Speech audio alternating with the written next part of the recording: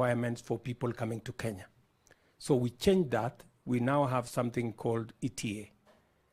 And we have reduced the cost of people traveling to Kenya from $50 to $30. So there are many more people visiting Kenya than before. So again, so we have pressure in our immigration department. But that said, you had the ministry led by Kindiki say that they now have a plan and they have gotten a new supplier of passports. And they have given, I think, an undertaking of 21 days for them to deliver 800,000 passports that were outstanding. And then we have a second arrangement that we are now going to get somebody to establish the printing of passports from scratch in Kenya. For a long time, we've been doing this imported. So we have an intermediate plan, and then we have a long-term plan.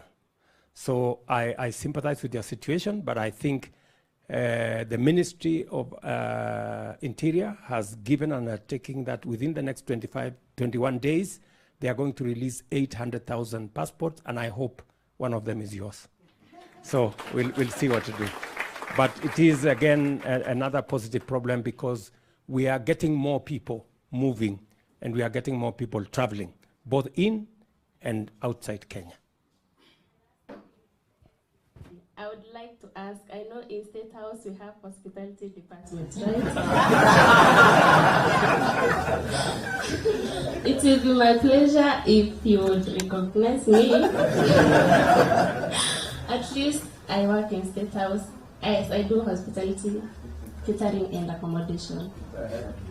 Okay, maybe what we are going to do one day is I will need to look at your performance.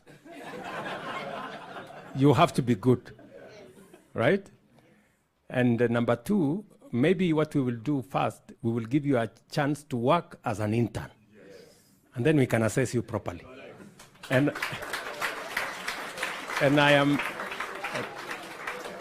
am confident that coming from Nyeri Polytechnic, I think you will do well. Yeah. So the fellows from my office, please take note of what I have said.